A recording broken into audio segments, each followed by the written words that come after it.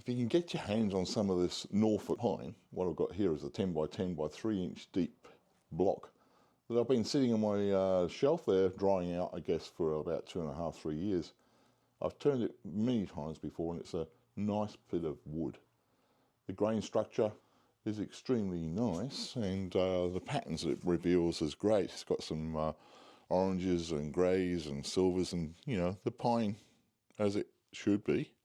There's a bit of a knot there, and put it on the bandsaw, put it onto the lathe, and let's get turning with it. I generally use a compass to make things circular on pieces of wood. You just find the edge and of course the centre, do a bit of a scribe all the way around on both sides of the wood.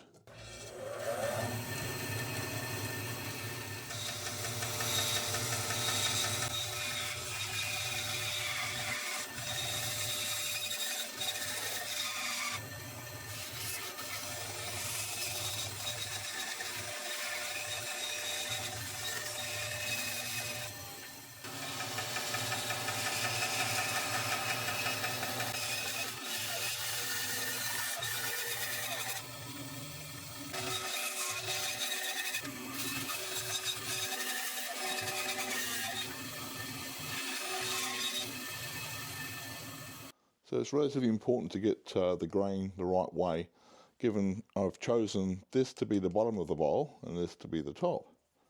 Now the grain structure is going this way on this side of the piece, and it's still going around that way, so it's cupped towards this direction, and you get kind of a converse grain on this particular side. If I ripped around to the other side of the bowl, it's still got those rings going around mostly in this orientation. So if the bowl's going to be convex or concave or just a round on the outside, you want these grains to be pointing up towards the bowl, not the opposite direction towards where the bottom is.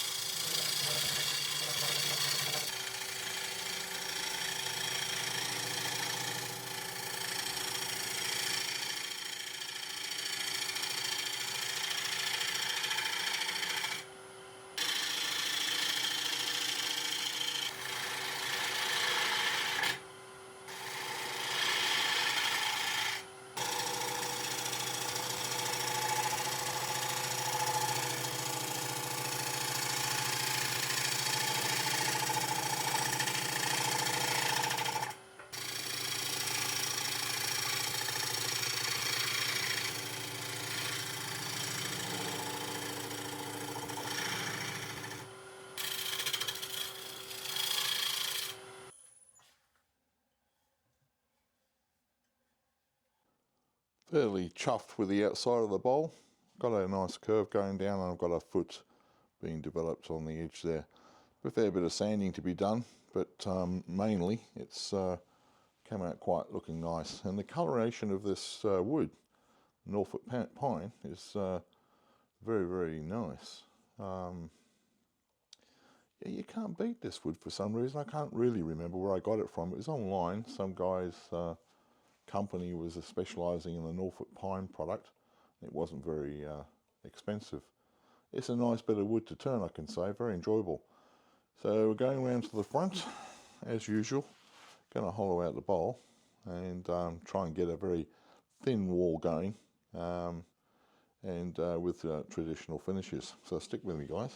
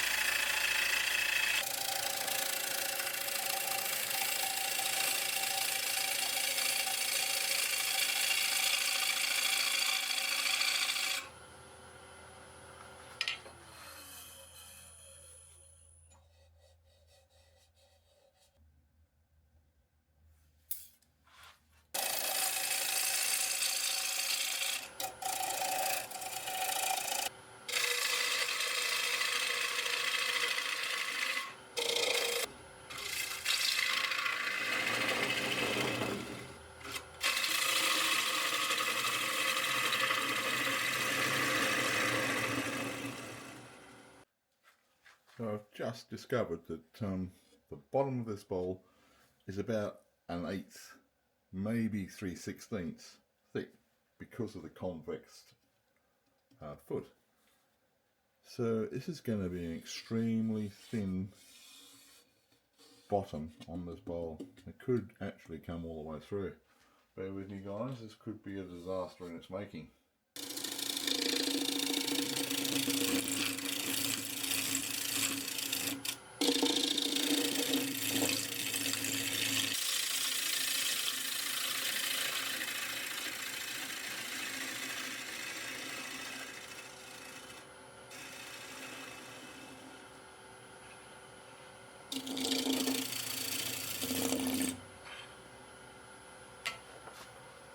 can hear the vibrations of the wall as I move the bowl gouge down to the middle of the bowl here.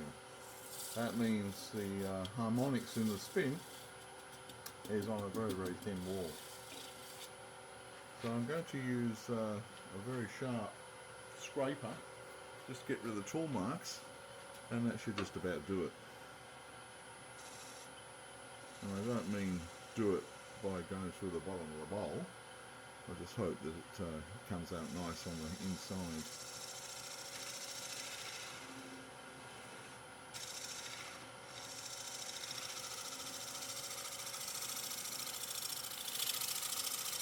Normally I would use the bowl gouge to take the last cut, remove any tool marks, and probably not use, but it's too hazardous. If a catch was to occur, it would go right to the bottom of the bowl for sure.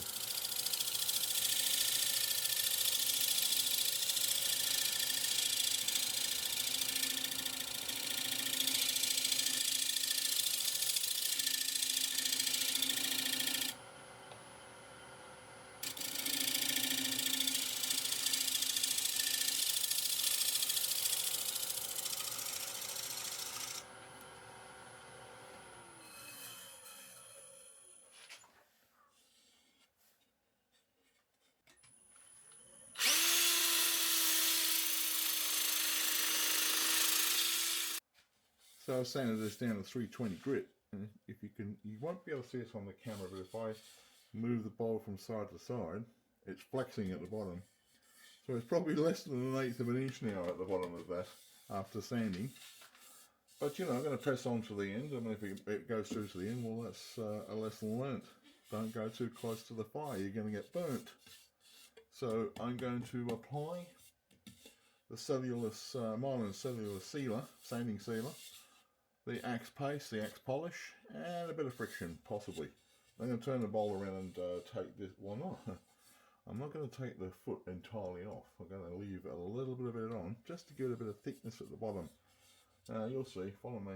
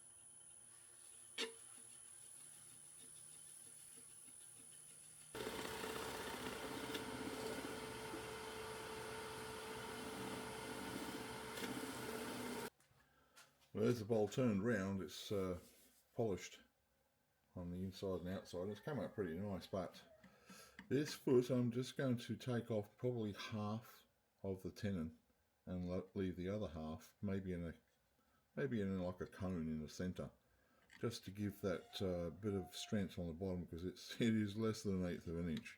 You only have to tap it to hear that it's almost going through. Smooth out the inside here, and then finish off with some paste. Stick with it.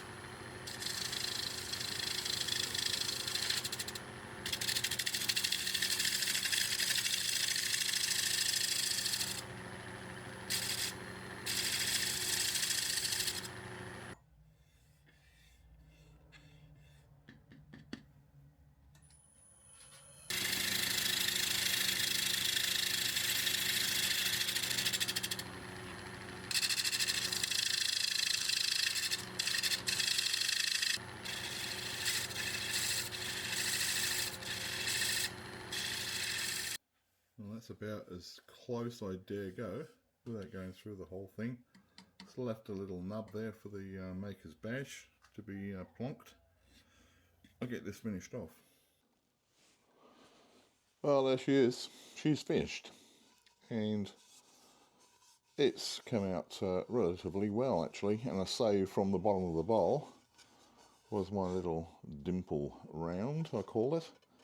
But you can see here there's a nice round foot and a concave, convex presentation of the maker's badge. But really, around here, we're talking about just over 3/16, but underneath that, it was getting down to about a 1/16 of an inch. In fact, the inside of the bowl, if you push really hard, you could probably feel it. But that's just probably my imagination. I mean, at the end of the day, it was a close call. But we got past it, and I'm pretty happy with the result. Nice looking, maker's feature. It was a knot that was turned out and stabilised with some CA glue. As you can see, the Norfolk wood has come out really, really pretty. It's nice.